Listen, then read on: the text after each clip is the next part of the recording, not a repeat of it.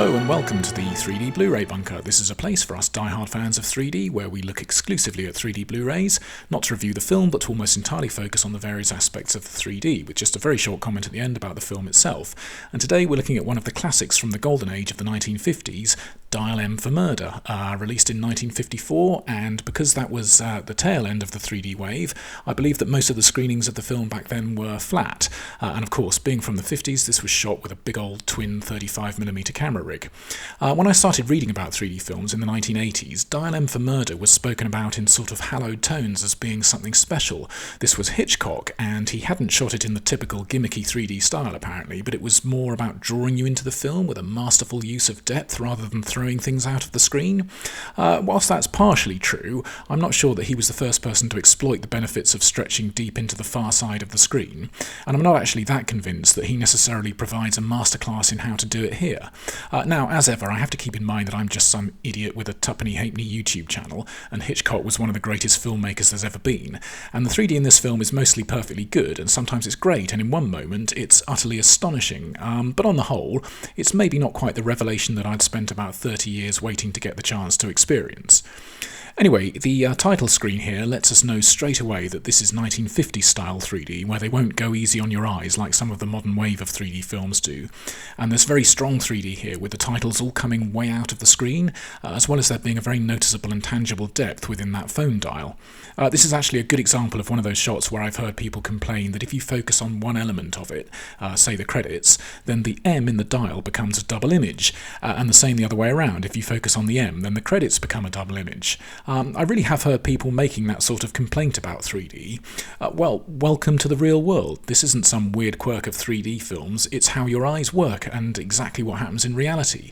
So it's one of the stranger complaints I've read about 3D films. One of the charms of Hitchcock films are those slightly ropey-looking rear projections, and there are a small handful of those in the film, with the backgrounds having to obviously be in 2D, but some effort's been made to at least place some solid objects in the foreground, like a lamppost here, or there are these two fellas and a bit of the dock as the ship carrying one of the main players comes into port. Dial M for Murder is an adaptation of a stage play, and it's one of those adaptations that doesn't do very much to break away from its stage origins, with most of the film taking place not just in one apartment, but mostly in just the one room. It could possibly be argued that Hitchcock got a bit of stage fright here by not opening the story up to multiple locations and being a bit more cinematic in telling it, but I guess that's the whole point of the film, to keep us in this one location whilst maintaining our interest. Here's a bit where we get a close-up of a photograph, which is obviously flat, but the picture frame on the right-hand side has some depth to it, so it manages to keep some 3D interest going, although I don't think it's the picture frame that Hitchcock wanted you to notice in this shot. Being confined to just the one room means that there were limitations as to just how much could be done with the 3D, and my understanding is that Hitchcock was given a studio directive to shoot the film in 3D, and it maybe wasn't how he'd have chosen to make it. So he must have wondered how to make the 3D work best in such a limited location, and the solution that he seems to have come up with for a huge number of shots is to stick a prop in the foreground in front of the actors. And not just any prop, but this prop, this green table lamp, which should have got top billing as the star of the film. Hitchcock shoots this thing from all sorts of angles, and I really did start to find it distractingly funny just how often this thing appears in the frame, hogging the foreground. It's a nice enough looking lamp, and I'll be happy enough to have it in my bunker, and it certainly sits well in 3D space, but I'm really not sure that we had to see so much of the thing. And when you look at the way he moves his camera around it, it becomes even funnier as he's so desperately keen to keep it in the frame so that there's something sitting in the foreground. I do think that this starts to look fairly comical in 3D, and it must look even weirder in 2D. I confess, when I first saw this film, I remember starting to feel slightly smug and assumed that this lamp was going to come into play at the end of the film, like either it would be used to smash somebody over the head or some vital piece of evidence would be found to have been stashed away inside it, or maybe both. And I was looking forward to having been way ahead of a brilliant reveal, where a murder weapon or vital clue had been hiding in plain sight throughout the entire film.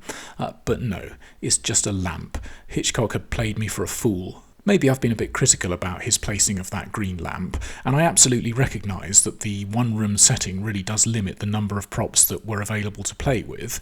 So it's good to note that it wasn't the only prop he had.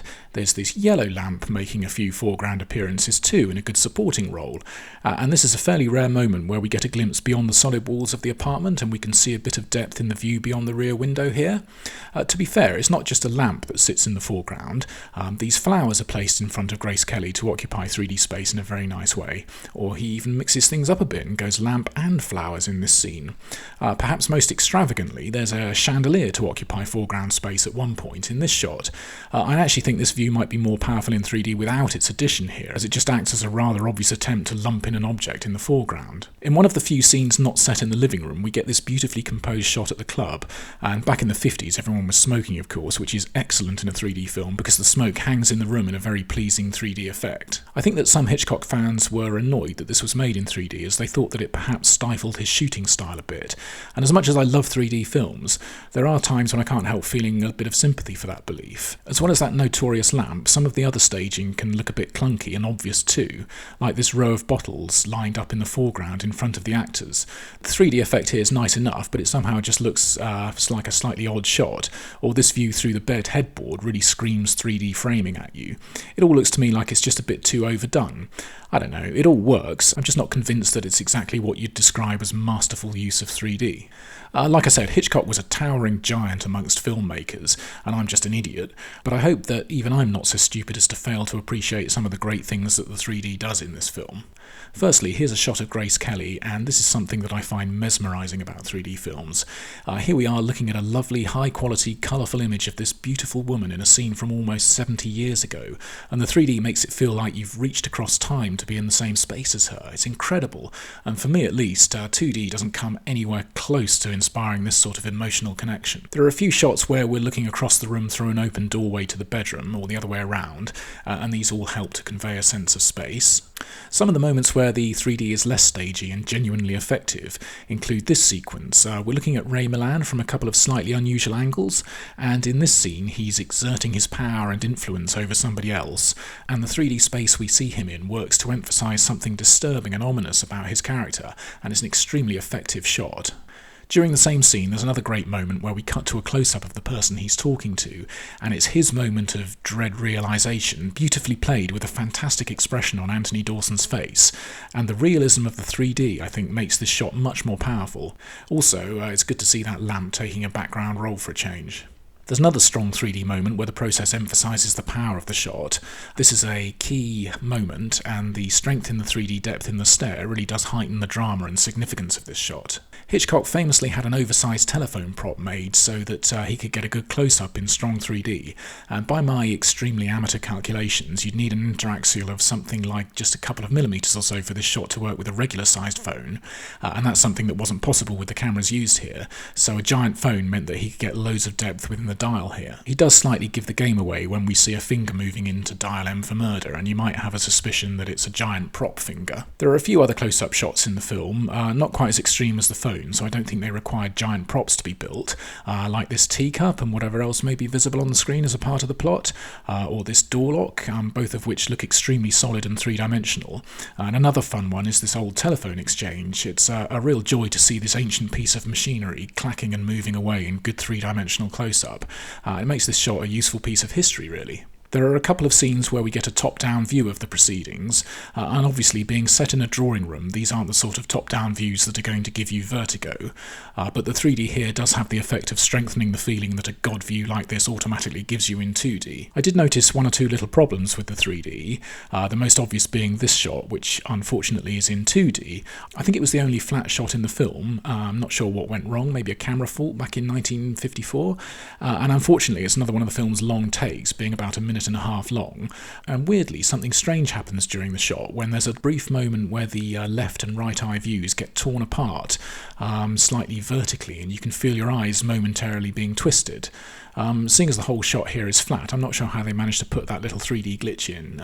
It's a bit odd. After this flat shot, we snap back into 3D, and it really does come as a jolt. So even though this view wasn't an especially powerful piece of 3D, the difference between the last 90 seconds of 2D and this bit of 3D is startling, and it's a good example of how 3D, in my book anyway, is just fundamentally better than 2D. There's a little bit of weird haloing around some of the edges very occasionally, and the odd shot is very soft, but on the whole though, this is an excellent looking disc, well restored, with the colour and 3D looking fabulous, and personally I love seeing the swirling film grain that brings a beautiful life to images, something that sadly disappeared from films this century. There are a small number of shots where one camera's focus was just a little bit sharper than the others. I think it was always the right hand camera that was a tiny bit soft in these instances, like this view of Grace Kelly, and I wasn't even including this shot to show the lamp, but there it is again, lurking in the foreground. The focus is only off by a very small amount, and in a 2D film it's not really off by an amount worth mentioning, but in 3D, where the dots on his bow tie, for example, are in focus in one eye but not quite in focus in the other eye, it's a conflict that does draw attention to itself, and it stands out. The same in this shot, with the most offending item being the keys on the typewriter in the background. Like I say, this isn't something that you'd pay any attention to in 2D, but in 3D it just brings attention to itself. Another conflict that can jump out is when there's too much difference between the left and right eye view. So here the space in between Ray Milland's hand and his face is the white wall in one view and the red of the curtain in the other. And these are the kind of conflicts that stereographers probably tear their hair out trying to avoid, but every now and then they creep in, and again that conflict in views has a nasty habit of drawing attention to itself. The film's best 3D shot is something very special, and I think it leaves us in no shadow of a doubt that Hitchcock really did know how to use the process brilliantly when it really mattered. And ironically, for all the film's reputation of drawing us into the frame by having virtually everything in positive parallax, the film's money shot is an extraordinary piece of pop-out, and I'm tempted to say this is one of 3D cinema's most potent and devastating examples of this. I'm going to show it here, and this might be a bit of a visual spoiler, so if you want to avoid that, close your eyes now, and I'll let you know when it's over. So one of the reasons this shot works so well is because we're about 3/4 of an hour into the film, and this is the first time since the opening credits that anything has emerged from the screen.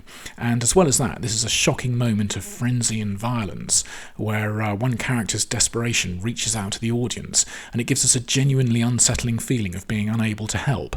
It's an incredibly powerful moment, and one which I think doesn't get enough credit and praise when people talk about classic Hitchcock scenes.